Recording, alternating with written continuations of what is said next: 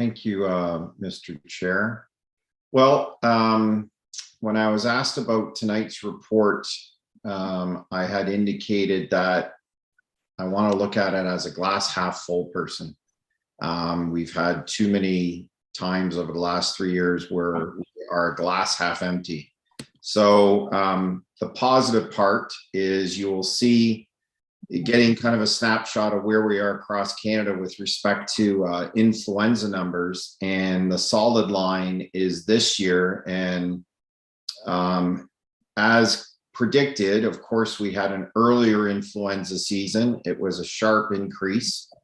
And the great thing about it is it only lasted approximately 7 weeks until we hit the peak, and then it started to drop. And the drop has been dramatic. So if you look at the average, that's that dotted line, the drop is a little more steady, and it takes a little longer to drop through the past years. But this year, the drop was dramatic. And sure enough, that is reflecting in some of the results we're seeing. So that's very positive news. And the sense is we are past the peak. And even though traditionally influenza lasts until April 1st, it looks like we got through this influenza season early. Again, that is not to say influenza season is over. It is still in the community. You can still acquire influenza. It's just from a peak point of view, it's not as dramatic. At the same time, across Canada, hospitalizations for influenza and all of the age groups has steadied and is starting to drop. So that's again good news for these periods of time with respect to any hospitalization with respect to influenza. This is a chart we've been showing for the last few months, and it indicates those visits to the emergency department, how many in total. You'll see it's been pretty steady between 73 and 7,500, or close to 7,600 over the last 4 months. How many of those in the yellow line are non-respiratory visits, which is the vast majority, and how many are respiratory? And again, consistent with what we were seeing and what we're seeing across Canada is the respiratory visits are now starting to drop through the month of January, and hopefully that drop will continue into February. I apologize, these numbers are a little small and I do not know how to increase the size. But basically what this is showing is, I'll just do the colors of the lines, is if you look at the red line, that's the red-orange, that's the influenza line. And you'll see again, the peak occurred for us when it comes to those attending the hospital in November, and it's dropped dramatically in January. The same with respect to RSV, the peak in November, that's the green line, and it drops into January. With respect to COVID, that has stayed more constant. Some ups and downs, but definitely those coming into the hospital only for COVID is about the same throughout the months, give or take. So that's the constant number. The good thing about it, and this is the glass half full approach, is the fact that COVID did not spike in January. There was a little bump up after the holidays, but then it steadied itself. What we're probably going to have to get used to, which everyone's talking about, is that COVID's going to be with us for quite some time. What we'll probably face now is, unlike influenza and RSV, COVID, although impacted somewhat by nicer weather because people are out and about and don't spread it as much outside, is we're still going to have a steady amount of COVID even during the spring and summer, but hopefully we don't have any increases in COVID. The World Health Organization did not rescind its pandemic declarations, its emergency declaration. However, it is talking about that time is coming, that it will be rescinded hopefully within the next month or so, which is consistent with what we're seeing. Aside from that, we're still very busy at the hospital at both the Met and Olette campus. We still have occupancy rates above 100% at both campuses. Again, that has to do with the fact that we are still seeing patients that had their health issues delayed as a result of the pandemic, and we're still dealing with those types of issues with patients. Again, it is of no fault of the patients, of course, but they're coming to us. We are still admitting more patients than pre-COVID on a percentage basis and real number basis from the emergency department. So instead of admitting, say, every 1.5 patients out of 10 from the emergency department on a pre-COVID year, we're now admitting 2+ patients out of 10 on a given day into the hospital. At the same time, those patients are staying longer with us. Instead of, again, 6 days, they're staying upwards of 8 days on average between the patients. As a result, higher admission rates, more patients staying longer, more patients in beds.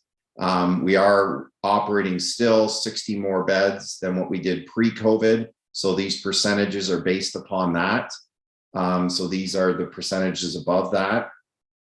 And at the same time, we're waiting. The government has talked about, today they came out with their strategy with respect to healthcare. The announcements, they put them all together that they've been announcing over the last few months and outline their strategy with respect to issues like this, and talked about the continuation of these beds into this upcoming fiscal year, which is April of 2023. So we know the current beds we're operating, almost all of them have been submitted to get approved, and we're waiting on approval so we can continue to operate those beds post March 31st. So we're waiting to hear that. You'll see at both campuses, in addition, as we still have admit no beds, that's people who have been admitted but are waiting for a particular bed in the emergency department. Again, where RSV has dropped off a bit, our pediatric census is below 100%, which is good.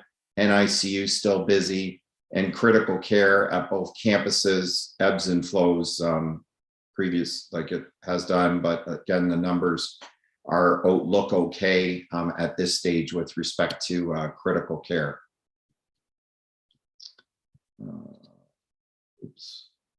The ALC issue, this is fascinating. And this is something, again, we've been talking about for quite some time. So as of 10 a.m., we had only 5 patients designated for ALC. All 5 have been ALC for long-term care for a total of 45 days. That means an average of 9 days per ALC. Again, flashback before Bill 7 was introduced.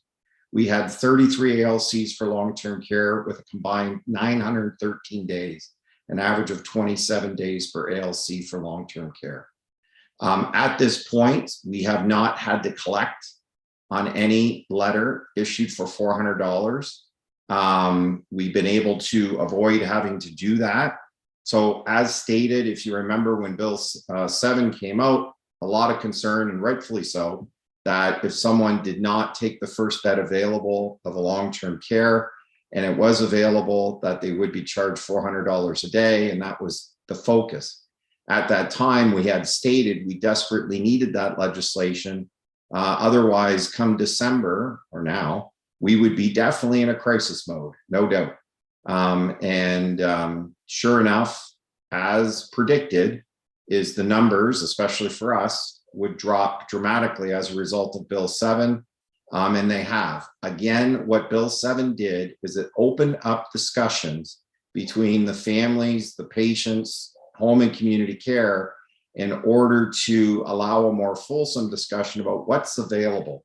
Instead of a very focused, finite discussion regarding your choices, it's okay, this is all that's available, not only in the community, but at your house.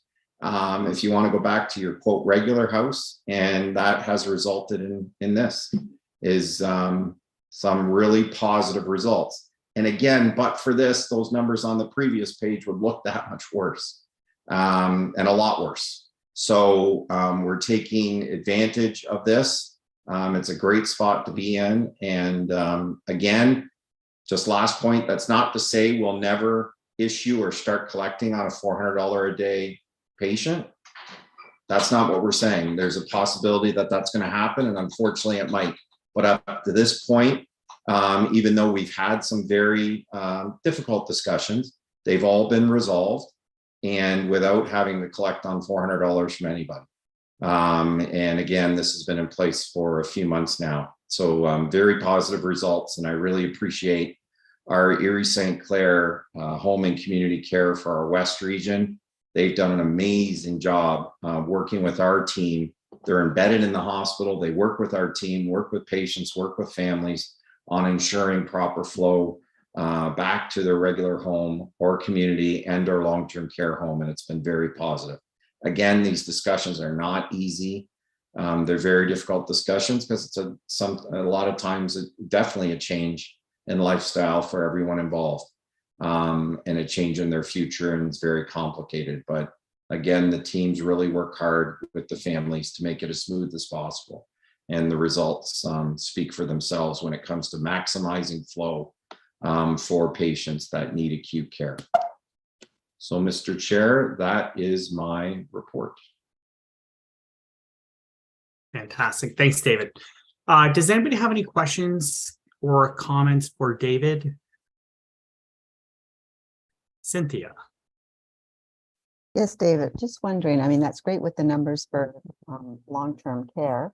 I just wondered, do we have any information on patients, or were there any patients that did not get placed near their home? Did anybody have to go outside our region or anything? Are you aware of that or no? For us, no. We did not have any patients that had to leave the region at all. So yeah, now again, I don't know across the rest of the province, but I haven't heard, through media or elsewhere, I haven't heard of, people being issued a lot of these $400 a day issuance or collection. I haven't heard it, and I would think we would hear about it. And I haven't, other than maybe the odd case. So again, it seems to be kind of working across the province, and I haven't heard, again, I think we would have heard if someone had to be moved, I think it was whatever, 150 kilometers or whatever distance, but no, we have not had to come close to that. No, that's good feedback, because that certainly was a concern out in the community. Yep, for sure. Right. Yeah, and again, going back to that, the dollar amount, that's historically always been there from hospitals, as patients who have an alternative level of care bed available to them, even one of their choices, and they change their mind at the last second and they don't want to go. The ability, and hospitals always would say, we're going to charge you. The numbers were all over the map. Some would say, we're going to charge you $2,500, $1,200, $1,500. So in a way, again, one of the positive things about Bill 7 is it's very focused. It's $400 for everybody. So you're not going to get 2,000 here, 2,500 here, 3,000 here, and you're going to be issued it for this issue, for that issue. It's very focused. So again, it's needless to say, it's a difficult piece of legislation, but it has had positive results, and it creates a clear focus and rules that everyone's got to follow. And so sometimes those are the best things. Thank you. Perfect. Any other questions or comments for David? Seeing none. Great. Thank you, David.